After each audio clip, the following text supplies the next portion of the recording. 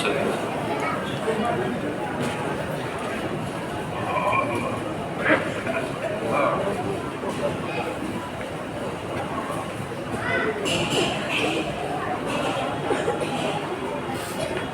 إن الله وملائكته يصلون على النبي يا أيها الذين آمنوا صلوا عليه وسلموا تسليما صل على سيدنا مولانا محمد وعلى آل سيدنا مولانا محمد وبارك وسلم صلاة وسلاما عليك يا حبيبي يا رسول الله صلى الله تعالى عليه وسلم۔ سبحان ربك رب العزة عما يصفون وسلام على المرسلين والحمد لله رب العالمين۔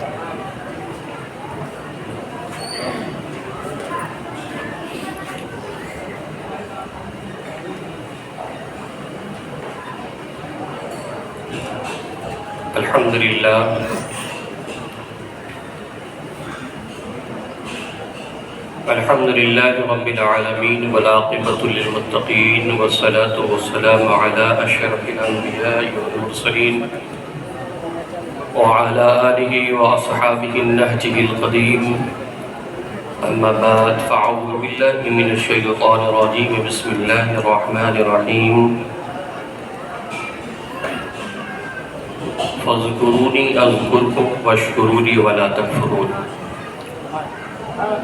صدق الله مولانا العظيم وصدق رسوله النبي الأمين الكريم، ونحن على ذلك لمن الشاهدين والشاكرين، والحمد لله رب العالمين۔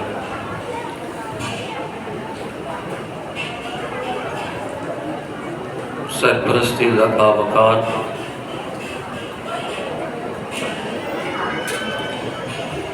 حضور سید المشائخ حضرت علامہ سید محمد خالد اشرف نقیب جلسہ، اسٹیج پہ بیٹھے ہوئے علماء کرام اور سامنے بیٹھی پیاری پیاری عوام، آئیے ہم اور آپ مل کر کے اپنے آقا و مولا جناب احمد مجتبیٰ محمد مصطفیٰ صلی اللہ تعالیٰ علیہ وسلم کی بارگاہ میں نہایت عقیدت و محبت کے ساتھ ہدیہ درود پاک پیش کریں۔ پڑھیں اللہم صلی علی سیدنا مولانا محمد وعلی آل سیدنا مولانا محمد وبارک وسلم۔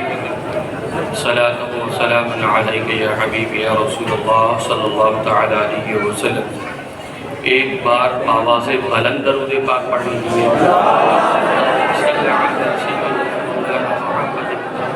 معدل الجود والکرم والعلم والحلم والحکم وعلى آلہ واصحابہ وبارک وسلم۔ صلاۃ و سلام علیک یا حبیبی یا رسول اللہ صلی اللہ تعالیٰ علیہ وسلم۔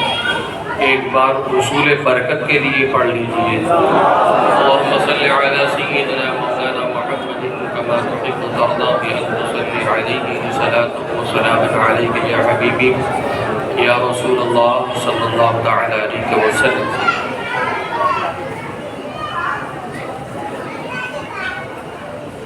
عزیزان گرامی، ابھی آپ نے مجھ سے قبل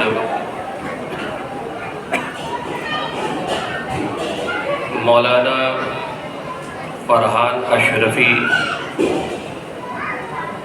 صاحب سے آپ نے ایک ولولہ انگیز بیان خطاب فرمایا۔ ماشاءاللہ اللہ تبارک و تعالیٰ ان کی زبان میں اور تسلسل عطا فرمائے اور انہیں دین کا سچا خدمت گزار بنائے۔ ان کی زبان ہی بتا رہی تھی کہ ہم کیسے محبت کرنے والے ہیں۔ جیسا درخت ہوتا ہے ویسا ہی اس کا پھل ہوا کرتا ہے۔ نور محمد بھائی ہمارے، ہم نے انہیں بچپن سے اپنے دیکھا ہے حضور اشرف العلماء سے محبت کرتے ہوئے، اور اب دیکھ رہے ہیں ان کے بچوں میں بھی یہی ہے۔ اللہ تعالیٰ انہیں اور ان کے خاندان کو ہمیشہ قائم و دائم رکھے اور عمر دراز عطا فرمائے۔ عزیزان محترم، کوئی لمبی چوڑی گفتگو کرنے کے غرض سے نہیں آیا۔ کب تک وقت ہے بھائی؟ تو مجھ پر چھوڑ دیا تو الگ بات ہے۔ مجھے حضرت علامہ فضل خیر آبادی رحمۃ اللہ علیہ کا ایک واقعہ یاد آتا ہے۔ حضرت امام المنطق تھے، امام الفلسفہ تھے۔ آپ بیان نہیں فرمایا کرتے تھے، تقریر نہیں کرتے تھے۔ حضرت سے لوگوں نے کہا کہ آپ بیان کیا کیجیے، آپ جیسے لوگ بیان کریں گے تو اور بھی لوگوں کو زیادہ سمجھ میں آئے۔ تو آپ نے فرمایا میں اگر بیان کروں تو میری سنے گا کون اور میری سمجھے گا کون؟ تو علماء تھے وہاں اس وقت موجود تھے۔ علماء نے کہا کہ حضور آپ بیان کیجیے، ہم سمجھیں گے انشاءاللہ تبارک و تعالی۔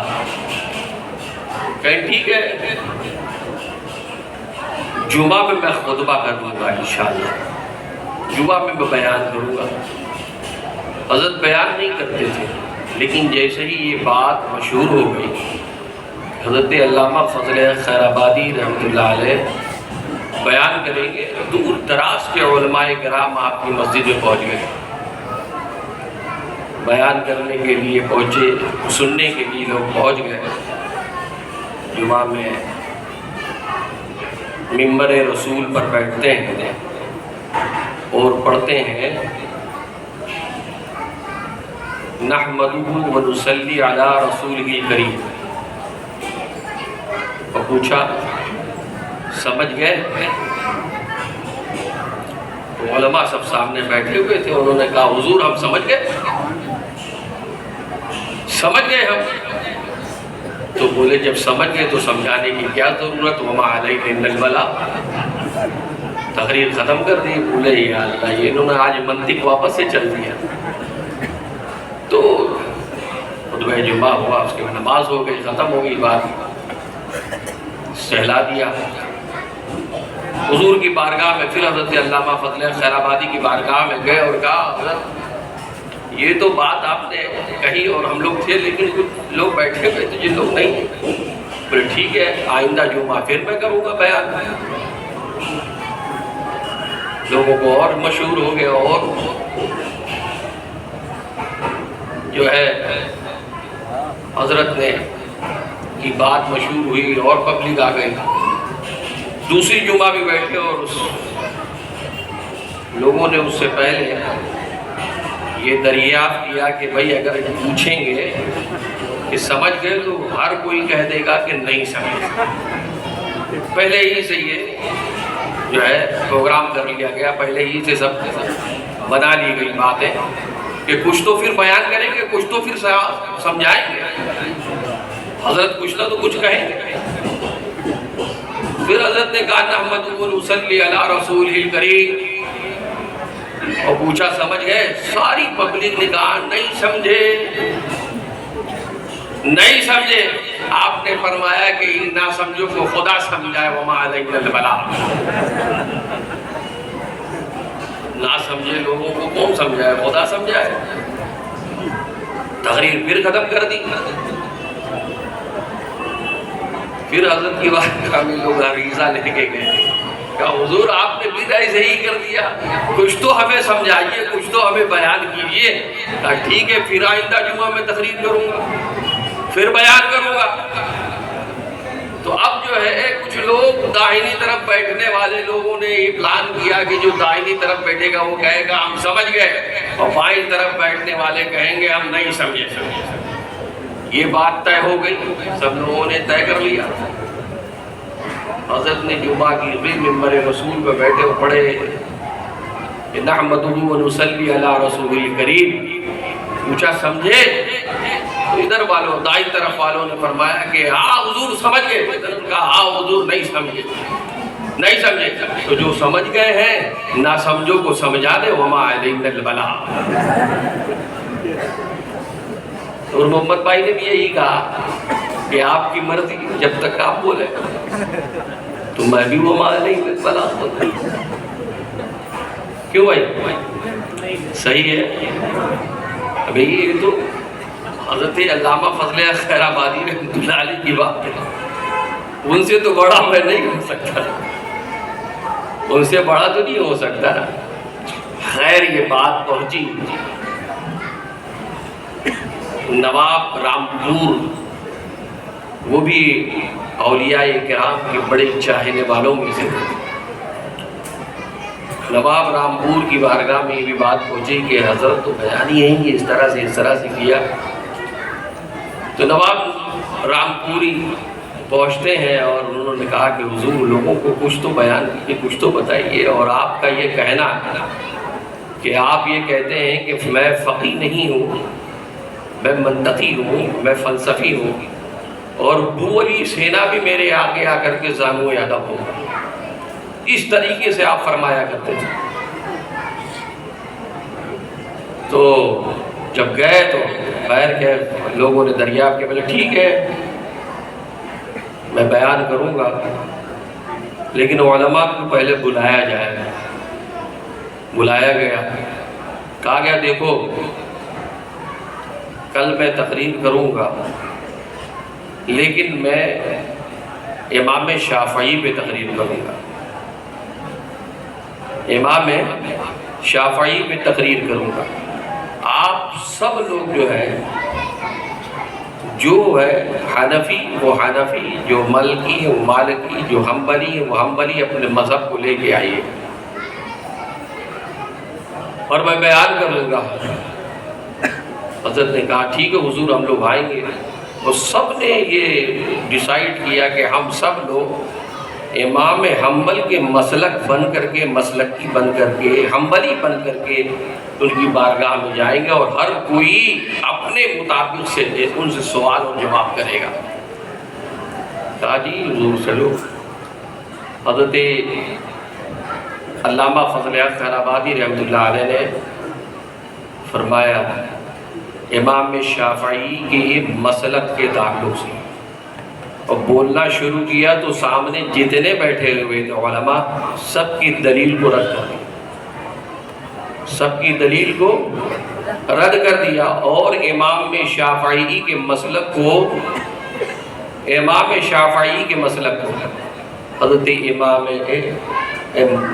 علامہ فضل خیر آبادی نے آپ نے راجح قرار دیا کہ یہی ایک ایسا مسلک ہے جس کی مسلک پہ چلا جائے جا سکے۔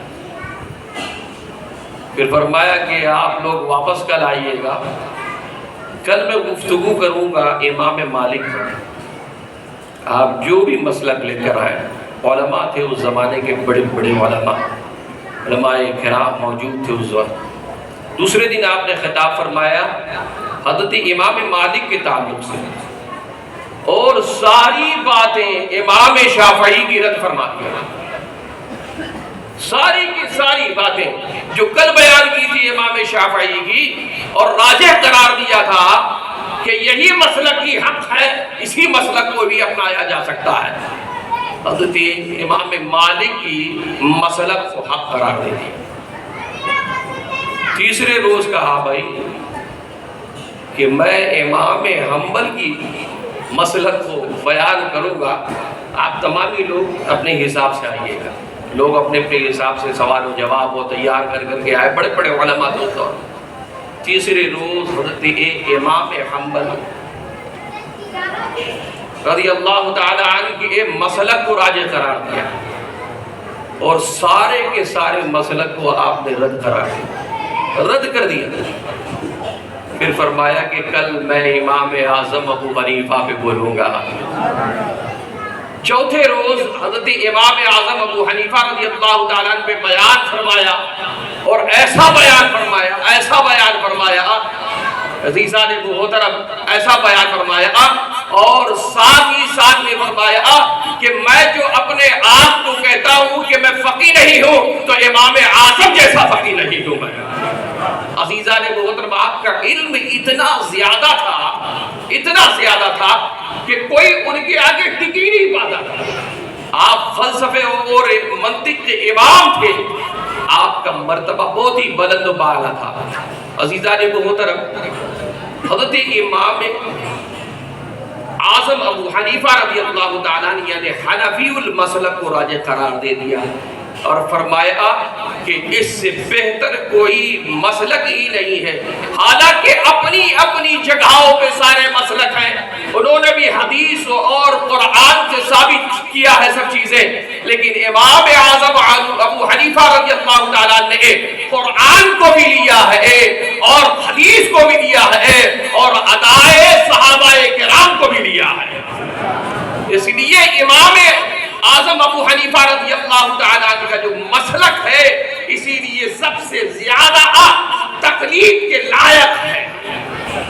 عزیزان محترم، آپ حنفی المسلک تھے، اسی لیے آپ نے پہلے تمام مسلک کے تعلق سے فرمایا، پھر بعد فرمایا۔ عزیزان محترم، الغرض دوستو، بات آئی تو میں نے امام علامہ فضل خیر آبادی رضی اللہ تعالیٰ عنہ کی بارگاہ میں پیش کر دیا۔ عزیزان محترم، یہ وہی شخصیت ہے جس نے سب سے پہلے انگریزوں کے خلاف جہاد کا فتویٰ دیا۔ عزیزان محترم، یہ وہی شخصیت ہے جسے انگریزوں نے کالا پانی کی سزا دے دی۔ کالا پانی میں آپ کا وہاں پہ سزا دی گئی، وہاں پہ قید کر دیا گیا۔ انہی کی شخصیت ہے جنہوں نے یہ کہا تھا کہ جب ہندوستان آزاد ہو جائے تو میری قبر پر آ کر کے لوگ کہیں کہ آج ہندوستان آزاد ہو گیا ہے۔ عزیزان محترم، یہ علماء کرام جنہوں نے ہندوستان کی آزادی کے لیے بڑا کام کیا ہے، بہت سارے علماء کرام، مولانا شوکت علی صاحب، مولانا نعمت علی صاحب اور مولانا عباس علی صاحب، یہ سب بڑے بڑے علماء تھے جنہیں کالا پانی کی سزائیں دے دی گئی تھی، جنہوں نے انگریزوں کے خلاف بات کیا تھا۔ الغرض دوستوں اور بزرگوں، یہ وہ دور تھا کہ جس دور میں علماء کرام کو تاریخ بتائی جاتی ہے کہ پیشاور سے لے کر کے لاہور تک جتنے بھی درخت تھے، ہر درخت کے اوپر ایک علماء کی لاش لٹکی ہوئی ہے، پیشاور سے لے کر لاہور تک۔ عزیزان محترم، اس راستے میں جتنی بھی درخت تھے، ہر درخت پر ایک عالم دین، ایک علماء کی۔ لوگ کہتے ہیں مسلمانوں کی کیا، مسلمانوں کا کیا اس کے اندر رہا ہے، فقدان اس کے اندر کیا، مسلمانوں کا اس میں کیا ہاتھ رہا ہے آزادی ہند کے اندر۔ تحریک آزادی ہند کا نام دینے والے علامہ فضل خیر آبادی ہے۔ عزیزان محترم، یہی سب سے پہلے یہی تھے، اور بہت سارے علماء کرام نے دیا ہے۔ آج بھی جائیے دلی کے دلی گیٹ کے اوپر آپ جائیے، نام دیکھیے تو اس میں اکثر جو ہے آپ کو مسلمانوں کے نام مل جائیں گے، بہت کم لوگ ملیں گے۔ میرے پاس کسی نے ایسے میسج کیا تھا، بہت پہلے کی بات ہے یہ آزادی سے پہلے 15 اگست سے پہلے کسی نے میسج کیا، اس سے بتایا تھا، اس میں لکھا ہوا تھا کتنے ہزار، 14,000 کتنے علماء کے نام تھے اس کے اندر، 14,000 میسج کیا تھا کسی نے۔ تو ان 14,000 علماء نے اپنی جانوں کو قربان کیا آزادی ہند، ہندوستان کی آزادگی کے لیے۔ خیر، بات ہمیں اس طرف نہیں جانا ہے، ذکر آیا تو میں نے ذکر کر دیا۔ موضوع یہ ہے کہ اللہ تبارک و تعالیٰ قرآن پاک میں ارشاد فرما رہا ہے، فاذکرونی اذکرکم واشکرونی ولا تکفرون۔ اللہ فرماتا ہے کہ تم میرا ذکر کرو، میں تمہارا ذکر کروں، واشکرونی ولا تکفرون، اور میرا شکرانہ ادا کرو اور ناشکرا پن مت کرو۔ رب تبارک و تعالی نے سیدھی سادی سی بات آپ کے سامنے ترجمہ پیش کر دیا گیا۔ عزیزان محترم، سمجھنے کی بات ہے کہ اللہ تبارک و تعالیٰ فرماتا ہے کہ تم میرا ذکر کرو، میں تمہارا ذکر کروں۔ ذکر کرنے والا اللہ کا انسان ہے، اور انسان کا ذکر کرنے والا بولو اللہ، وہ معبود برحق ہے، وہ وحدہ لا شریک ہے، وہ خالق کائنات ہے، وہ احد و صمد بے نیاز ہے، وہ اسے کسی کی ضرورت نہیں، اسے کسی کی ضرورت نہیں کہ وہ اس کا ذکر کیا جائے، وہ خود سے ہے، اس کے لیے ضرورت نہیں ہے کہ اس کا چرچا کیا جائے، اس کے لیے ضرورت نہیں ہے کہ اس کا بیان کیا جائے، اس کو اس چیز کی حاجت نہیں ہے کہ اسے سجدہ کیا جائے، اسے اس چیز کی حاجت نہیں ہے کہ اس کی عبادت کی جائے۔ اللہ کسی چیز کا محتاج نہیں، اللہ ہے محتاج؟ نعوذ باللہ، اگر کوئی یہ سوچ بھی لے تو وہ ایمان سے خارج ہو جائے۔ اللہ محتاج نہیں، اللہ تبارک و تعالی محتاج نہیں ہے۔ اللہ کو ضرورت تمہاری عبادتوں کی نہیں ہے، اللہ کو ضرورت تمہارے چرچا یا تمہارے ذکر کرنے کی نہیں ہے۔ اللہ اپنے بندوں سے محبت کرتا ہے، اس لیے کہتا ہے کہ تم میرا چرچا کرو تو میں تمہارا چرچا کروں گا۔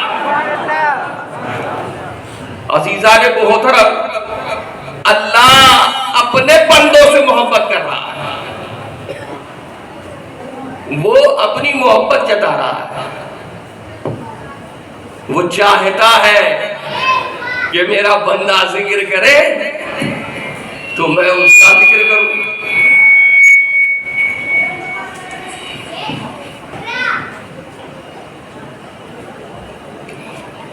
اللہ چاہتا ہے کہ بھائی بند کر دو یا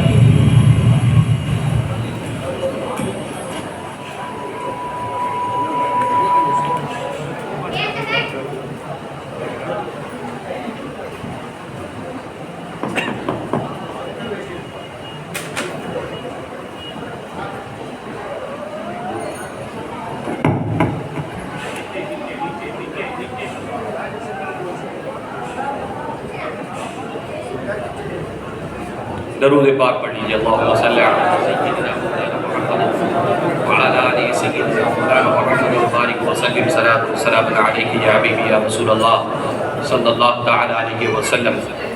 اللہ تبارک و تعالی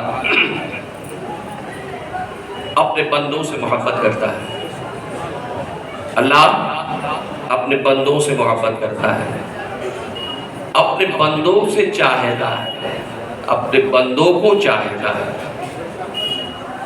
اس لیے وہ کہہ رہا ہے کہ تم میرا ذکر کرو گے تو میں تمہارا ذکر کروں گا۔ ارے تم میرا ذکر لوگوں میں کرو گے، انسانوں میں کرو گے، میں تمہارا ذکر اس سے بہتر جماعت فرشتوں میں کروں گا۔ تم میرا ذکر، میرا چرچا جو ہے، میرا ذکر، میرا چرچا جو ہے اکیلے میں بیٹھ کے کرو گے تو میں تجھے اپنے دل میں اکیلے میں یاد کروں گا۔ اللہ یاد کرتا ہے بندوں کو۔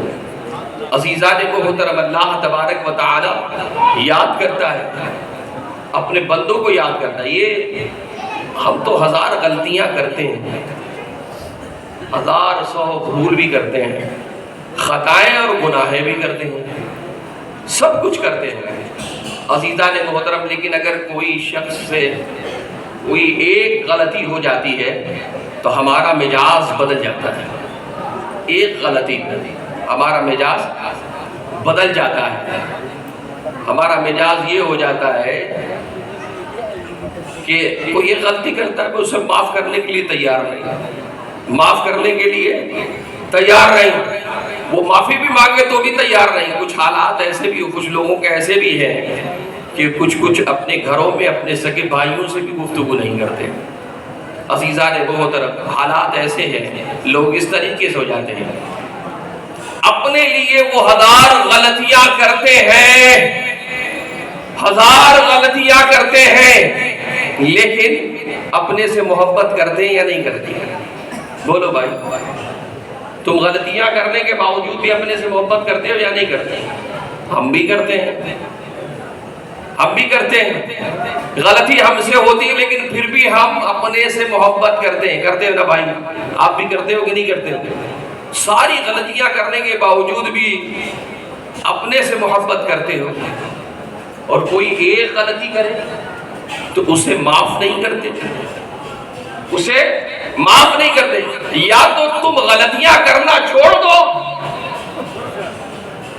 یا تو تم غلطیاں کرنا چھوڑ دو، یا تو پھر معافی دینا جان جاؤ۔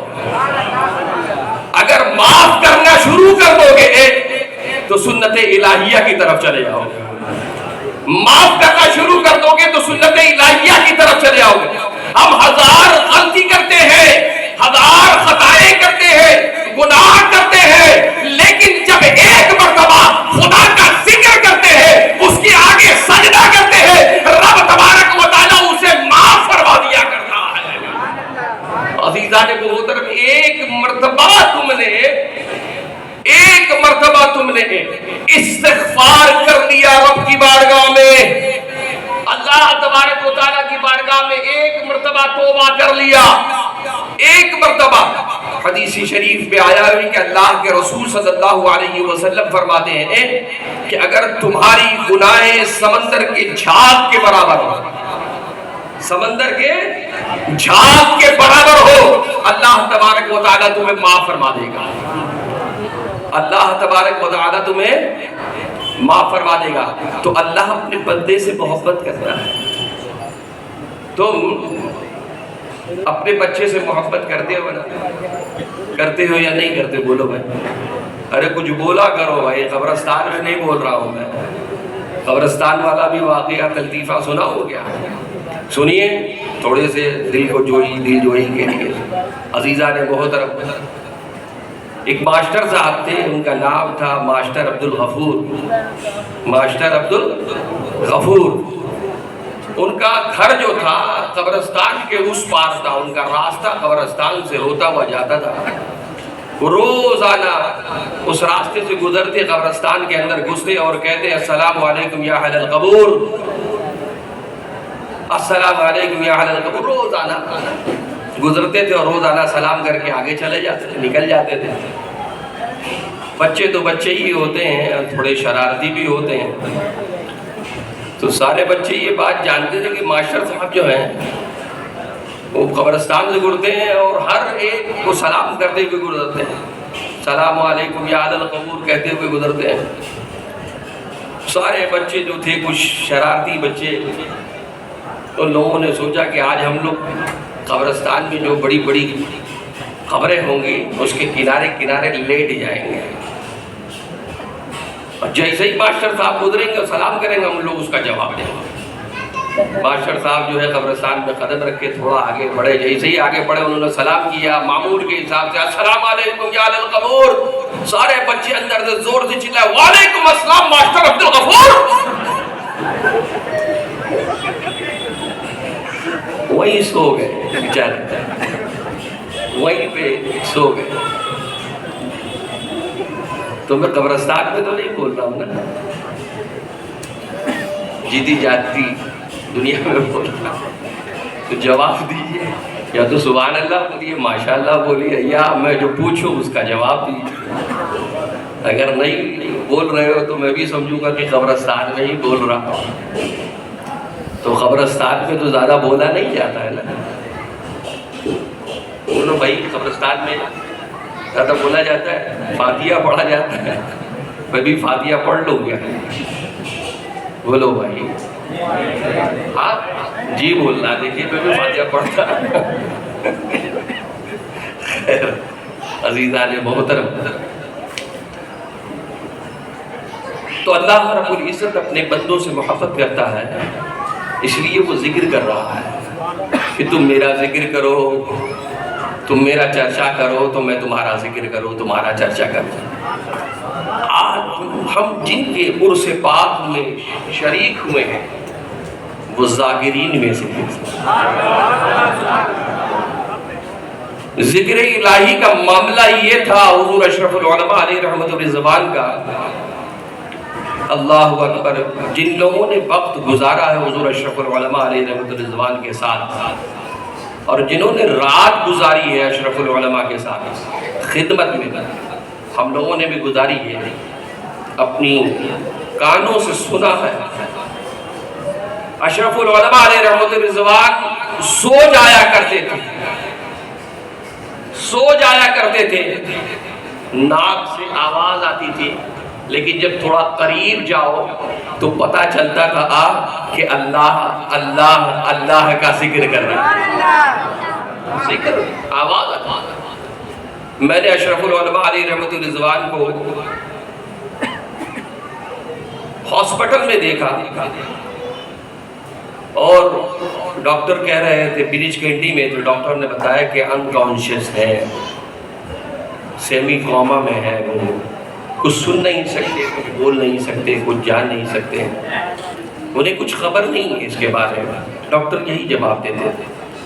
عزیزان محترم، جب بھی میں جایا کرتا تھا آئی سی یو میں، حضرت کی طبیعت بہت زیادہ، حضرت نے جواب دے دیا تھا، حضرت کے تعلق سے لوگوں نے جواب دے دیا تھا کہ مشکل ہے۔ خیر وہ بات کبھی آئے گی بتاؤں گا، لیکن میں بتا رہا ہوں آپ سے کہ جب میں وہاں گیا، جب بھی جاتا تھا تو حضرت کی زبان کو اوپر نیچے نیچے اوپر اوپر نیچے ہوتی تھی۔ آپ اللہ بولیے، اللہ اللہ اللہ، زبان کہاں جا رہی ہے اور کہاں آ رہی ہے؟ اوپر نیچے اوپر نیچے۔ تو میں نے دیکھا کہ اس بیماری کے عالم میں بھی حضور اشرف العلماء ذکر الہی کر رہے تھے۔ اشرف العلماء علیہ رحمت الرضوان ایسے ذاکرین میں سے تھے کہ وہ سوئے تو ذکر کریں اور بیمار ہو تو ذکر ہو، جس کے بارے میں کہیں کہ وہ کوما میں ہے۔ کوما میں آدمی جو ہے زندہ رہتا ہے، زندہ تو ضرور رہتا ہے، دل ضرور چلتا ہے، لیکن دماغ نہیں چلتا، جسم نہیں چلتا، ہاتھ پیر نہیں چلتا۔ جو کوما کی حالت میں ہوا کرتا ہے اسے سمجھ سنائی نہیں دیتا، وہ بول نہیں سکتا ہے، وہ سمجھ نہیں سکتا ہے۔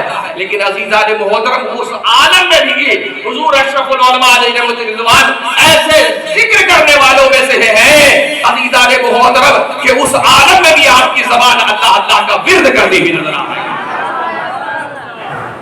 عزیزان محترم، یہ جان لیجئے کہ آپ جو ہے کسی ایسے ویسے کی عرس منانے کے لیے نہیں پہ جمع ہو، عرس منانے کے ایسے ویسے نہیں، وہ ساختہ یا مریدوں نے انہیں القاب نہیں اشرف العلماء کا دیا تھا، وہ خود ساختہ اشرف العلماء نہیں تھے، یا مریدوں نے، معتقدین نے، یا محبین نے، یا خاندان والوں نے، کسی نے بھی حضرت کو حضور اشرف العلماء کا خطاب نہیں دیا۔ اشرف العلماء کا خطاب کسی ایسے لوگوں نے نہیں دیا جیسے کہ آج کے دور کے اندر لوگ جو ہے اپنے پیر و مرشد کو دے دیتے ہیں، اپنے جس سے تعلق رکھتے ہیں انہیں بھی خطاب دے دیتے، بڑے بڑے خطاب دے دیتے، بہت بڑے بڑے خطاب دے دیتے ہیں۔ بس خالی رہ چکا ہے کہ رسول، اور نہ جانے کیوں میں تو سمجھتا ہوں کہ نادانشتہ طور پر کچھ لوگ ایسے بھی ہیں جو رسول بھی کہہ دیتے ہیں اپنے پیر کو، نادانشتہ طور پر۔ عزیزان محترم، اس طریقے سے جملے اختیار کرتے ہیں، میں جملہ دہرانا نہیں چاہتا ہوں، لیکن عزیزان محترم نادانشتہ طور پر وہ اپنے پیروں کو کیا کیا کہہ دیتے ہیں عزیزان محترم۔ لیکن اشرف العلماء علیہ رحمت الرضوان کا خطاب ایسے ویسے لوگوں نے نہیں دیا تھا، چھوٹے چھوٹے لوگوں نے نہیں، مریدین، معتقدین، محبین، متوسلین نے نہیں دیا تھا، ان کے خاندان کے لوگ، ان کے بچیوں نے نہیں دیا، بلکہ اس بمبئی میں جب حضور اشرف العلماء علیہ رحمت الرضوان تشریف لائے اور آپ نے سنیت کا کام کیا، اہل سنت و جماعت کا ایک ڈنکا، ایک چھاپ چھوڑ دی، اور اس وقت جو ہے اس زمانے میں اشرف العلماء علیہ رحمت الرضوان نے ایک کانفرنس کی، سنی کانفرنس، اس سنی کانفرنس کے اندر جو ہے حضور محدث اعظم ہند، حضور مفتی اعظم ہند، حضور شہر میں علیہ سنت حشمت علی صاحب، حضور حافظ ملت علیہ الرحمہ اور دیگر بڑے بڑے علماء کرام اس میں شریک ہوئے، اس کے اندر شریک ہوئے۔ اس سنی کانفرنس میں حضور حافظ ملت علیہ رحمت بری زبان نے جو ہے آپ کو اشرف العلماء کا خطاب عطا فرمایا۔ آپ کے استاد گرامی ہیں حضور حافظ ملت علیہ رحمہ، آپ کے شفیق استادوں میں سے حضور اشرف العلماء علیہ رحمت الزبان۔ اگر کسی کا کثرت سے کسی استاد کا نام لیا کرتے تھے تو دو استاد گرامی تھے، ایک حافظ ملت علیہ رحمت کا اور ایک عبد الرؤوف بلیابی رحمۃ اللہ۔ حضرت مولانا عبد الرؤوف بلیابی رحمۃ اللہ علیہ کا نام، یہ دو لوگوں کا نام بہت ذکر کیا کرتے تھے، بہت زیادہ۔ میں نے ان سے بارہا اپنے اساتذہ، ان کے اساتذہ میں جب ذکر کرتے تو ان کا نام ضرور گنایا کرتے تھے، اور بھی دیگر ان کے اساتذہ کرام تھے عزیزان محترم۔ حضور اشرف العلماء علیہ رحمت الزبان ان کو ہمیشہ گنایا کرتے تھے۔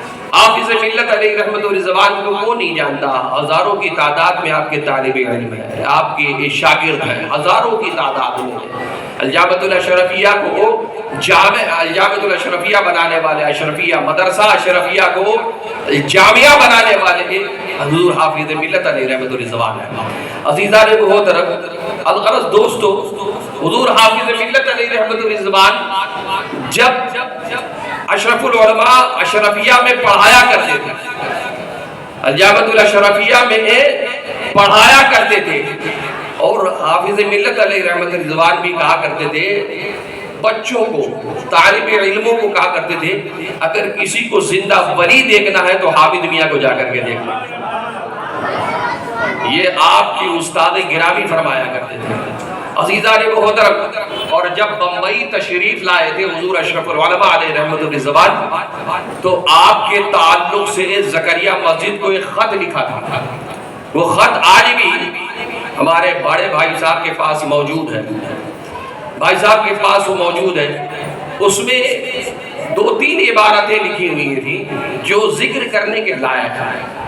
عزیزان محترم، ایک عبارت یہ لکھی تھی کہ حامد میاں یہاں سے جا رہے ہیں، اشرفیہ کا جتنا بڑا نقصان ہوگا اس کی تلافی کوئی نہیں کر سکتا، ان کی خانہ پوری کسی کے ذریعے سے کی نہیں جا سکتی، ان کی خانہ پوری یعنی ان کی جگہ جب وہ چلے جائیں گے تو جگہ خالی ہو جائے گی تو ان کے جیسا کوئی آ نہیں سکتا، ان کے جیسا کوئی آ نہیں سکتا، وہ ان کی خانہ پوری نہیں کی جا سکتی ہے۔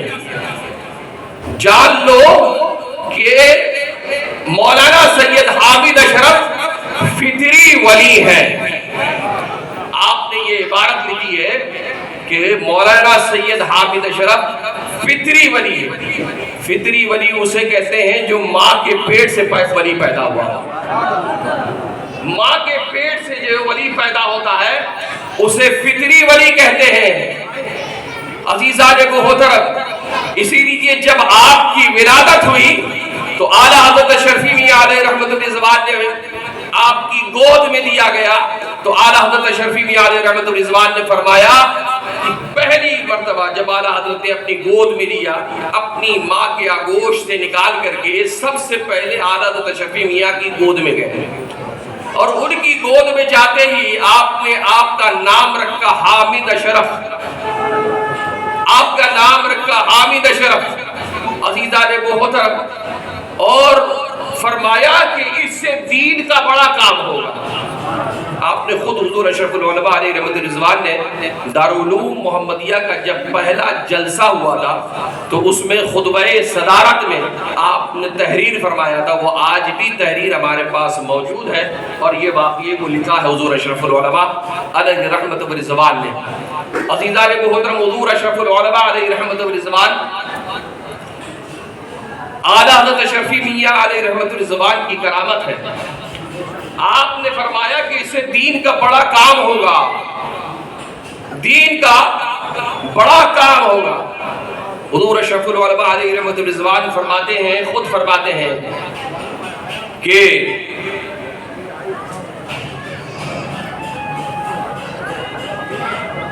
اشرف العلماء علیہ رحمۃ الرضوان فرماتے ہیں کہ جب میری دستار ہوئی اور میں عالم دین بن گیا اور میں نے درس دینا شروع کر دیا، تو میں نے سمجھا کہ میرے دادا کا یہ قول کہ اس سے دین کا بڑا کام ہوگا، اس سے دین کا بڑا کام ہوگا۔ شاید یہی کام ہے، شاید یہی کام ہے کہ میں درس و تدریس کروں اور دین مصطفیٰ صلی اللہ تعالیٰ علیہ وسلم کو ایسے پھیلاؤں، اس طریقے سے پھیلاؤں۔ 14 برس تک حضور اشرف العلماء علیہ رحمۃ الرضوان نے الجامعۃ الافغانیہ میں درس و تدریس کا کام دیا۔ 14 برس تک ایک بڑی زندگی ہوتی ہے میاں۔ پھر اس کے بعد حضور اشرف العلماء علیہ رحمۃ الرضوان بمبئی تشریف لائے۔ 38 سال کی عمر، 38 سال آپ کی عمر تھی، بمبئی میں آپ تشریف آئے اور اشرف العلماء علیہ رحمۃ الرضوان یہاں پر آنے کے بعد بمبئی میں زکریا مسجد کی امامت تو سنبھال تھی، امامت کرنے لگے، لیکن آپ کا جو گھرانہ تھا وہ علمی گھرانہ تھا، آپ کا گھرانہ روحانی گھرانہ تھا، آپ کا گھرانہ جو ہے مبلغین کا گھرانہ تھا، مبلغ اسلام وہاں پہ رہا کرتے تھے۔ آپ کو ایسا محسوس ہونے لگا کہ اب میں فقط اس لیے آیا ہوں کہ مسجد کے اندر یہاں پر امامت کروں اور خطاب کروں، چنندہ لوگوں کے درمیان اپنی بات کو رکھوں۔ آپ نے محسوس کیا کہ اس بمبئی کے اندر، اس صنعتی شہر کے اندر، یہ کاروباری شہر کے اندر کوئی مدرسہ اس طرح کا نہیں ہے کہ ایسا مدرسہ قائم کیا جائے کہ جس سے دین اور سنیت کا کام آسانی کے ساتھ کیا جا سکے۔ حضور اشرف العلماء علیہ رحمۃ الرضوان نے یہ کام اپنے کاندھے پہ اٹھا لیا، بیڑا لے لیا اس کا، کہ ہم جو ہے ضرور اس کام کو انجام تک پہنچائیں گے۔ حضور اشرف العلماء علیہ رحمۃ الرضوان نے سنی دارالعلوم محمدیہ کی سنگ بنیاد رکھی۔ سنی دارالعلوم محمدیہ کی سنگ بنیاد رکھنے میں بھی مفتی اعظم ہند علیہ رحمہ، شہر میں اہل سنت مولانا حشمت علی صاحب علیہ رحمہ، محدث اعظم ہند علیہ رحمہ، ان بزرگان دین کا وہاں پر دارالعلوم محمدیہ کے قیام میں موجود تھے۔ عزیزان محترم، اور میرے پھپھا حضرت سید طفیل اشرف علیہ رحمۃ الرضوان بھی وہاں پہ موجود تھے۔ عزیزان محترم، حضرت طفیل اشرف علیہ رحمۃ الرضوان نے وہاں دعا فرمائی تھی، محدث اعظم ہند علیہ رحمۃ الرضوان نے دعا فرمائی تھی کہ عزیزان محترم کہ دارالعلوم محمدیہ کے تعلق سے، کیونکہ یہاں جو مدرسے چلتے تھے، بمبئی کے اندر کوئی مدرسہ قائم کیا جاتا تھا تو حالت یہ ہوتی تھی کہ وہ حادثے کا شکار ہوتا، کوئی نہ کوئی وجوہات پیدا ہوتی اور ایسا ہو جاتا کہ مدرسین زیادہ رہتے اور طلباء کم رہا کرتے، اتنے ایسا عالم رہتا اور مجبوراً اس مدرسے کو بند کر دیا جاتا ہے۔ حضرت سید العلماء علیہ رحمۃ الرضوان مولانا سید عالم مصطفیٰ رحمۃ اللہ علیہ، عزیزان محترم، وہ ایک بڑی شخصیت تھی، ایک علمی شخصیت تھی اور ایک بزرگ شخصیت، ولی شخصیت تھی۔ عزیزان محترم، آپ کی بارگاہ میں حضور اشرف العلماء علیہ رحمۃ الرضوان، میں نے حضرت مولانا ظہیر الدین خان صاحب سے یہ واقعہ سنا ہے۔ آپ اور مولانا ظہیر الدین صاحب، حضور اشرف العلماء علیہ رحمۃ الرضوان اور مولانا ظہیر الدین خان صاحب، آپ جو ہے حضرت سید العلماء علیہ رحمۃ الرضوان کی بارگاہ میں تشریف لے جاتے ہیں اور کہتے ہیں حضور کہ مدرسہ یہاں پر قائم کرنا چاہ رہے ہیں، مدرسہ یہاں پر قائم کرنا چاہتے ہیں۔ آپ کا جملہ ہے، آپ نے فرمایا، ارے میاں یہاں سے مدرسہ چل سکتا ہے، یہاں مدرسہ نہیں چل سکتا۔ بڑا تلخ تجربہ ہے اس کے بارے میں، اس کے بارے میں بڑا تلخ تجربہ ہے۔ آپ نے فرمایا یہاں مدرسہ نہیں چل سکتا، یہاں مدرسہ نہیں چلایا جا سکتا۔ یہ آپ نے فرمایا، حضرت سید العلماء علیہ رحمۃ الرضوان نے، حضور اشرف العلماء علیہ رحمۃ الرضوان نے فرمایا کہ آپ دعا فرمائیے، ہم کوشش کرتے ہیں۔ آپ دعا فرمائیے، ہم کوشش کرتے ہیں۔ مولانا فرحان اشرفی صاحب نے فرمایا تھا اپنی تقریر میں کہ اللہ تبارک و تعالی نے بمبئی کے لیے حضور اشرف العلماء کا انتخاب فرما دیا تھا، چن لیا تھا۔ عزیزان محترم، ہر جگہ کے لیے، ہر مقام کے لیے، ہر شہر کے لیے، ہر گاؤں کے لیے کوئی نہ تو کوئی ایسا خدائے ذوالجلال کی بارگاہ سے ایک منتخب شدہ شخصیت کو رب تبارک و تعالی وہاں پہنچاتا ہے اور اس کے ذریعے سے دین کا کام لے لیا کرتا ہے۔ عزیزان محترم، حضور اشرف العلماء علیہ رحمۃ الرضوان نے دین مصطفیٰ صلی اللہ تعالی علیہ وسلم کی اشاعت کے خاطر جو ہے عزیزان محترم اپنی شب و روز لگا دیا، دن کو دن نہ سمجھا، رات کو رات نہ سمجھا۔ کوئی بھی کسی بھی وقت آتا تھا، مسجد کے بارے میں، مدرسے کے بارے میں آپ چلنے کے لیے ہمیشہ تیار ہو جایا کرتے تھے، ہمیشہ تیار ہو جایا کرتے تھے۔ عزیزان محترم، مجھے یاد ہے اچھی طریقے سے حضور اشرف العلماء علیہ رحمۃ الرضوان نے جب اس کربلا مسجد کا سنگ بنیاد کرنا تھا، اس دن حضرت کو بڑی جھوپڑے کی مسجد تھی، وہ بہت، یہ جو آج عالی شان ماشاءاللہ الحمدللہ یہ نور محمد بھائی چلے گئے، وہی لے کے آئے تھے، یہی لے کے آئے ہوئے تھے۔ ایک جھوپڑا، چھوٹا سا جھوپڑا تھا، میں چھوٹا سا تھا حضرت کے ساتھ، میں اس کربلا مسجد گیا۔ لیکن اس دن، جس دن حضرت کو یہاں پر آنا تھا، حضرت کی طبیعت خراب تھی، بخار تھا۔ اشرف العلماء علیہ رحمۃ الرضوان سے کہا حضور میرے جیسا ہوتا تو منع کر دیتا، صاحب بات بھائی میرے جیسا کوئی ہوتا تو میں پہلے بولتا میں میری طبیعت خراب، میں نہیں جاؤں گا، میں اکثر و بیشتر ہی میری طبیعت خراب ہوئی کہ میں آرام کرنے لیٹ گیا، میری عادت ہے، صاحب بات کہتا ہوں۔ لیکن حضور اشرف العلماء علیہ رحمۃ الرضوان کو ایک لگن تھی دین مصطفیٰ کو پھیلانے کی۔ اگر یہاں پر ایک اچھی مسجد قائم ہو جائے گی تو ایک اچھا امام آ جائے گا، جب اچھا امام آ جائے گا تو دین و سنیت کا کام کرتا ہوا ملے گا۔ عزیزان محترم، یہ فکر تھی آپ کی، یہی آپ کا ذکر بھی تھا اور یہی آپ کا فکر بھی تھا۔ اسی لیے آج ہم ان کا چرچا اور ذکر کرنے جمع ہوئے ہیں کہ انہوں نے اللہ کی اور اللہ کے دین کی، رسول اللہ کی دین مصطفیٰ کی خدمت کیا، تو آج عوام بھی ان کی خدمت کرتے ہوئے نظر آ رہی ہے۔